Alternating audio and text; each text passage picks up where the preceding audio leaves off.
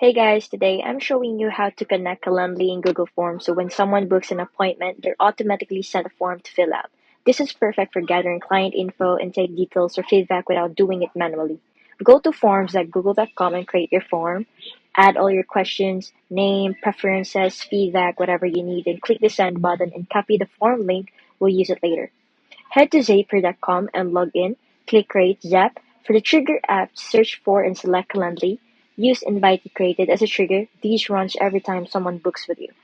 For the action, choose Gmail or any email tool you use. Set it to send email, then write your message and paste on the Google Form link inside. You can also use variables like invitee name or email for personalization.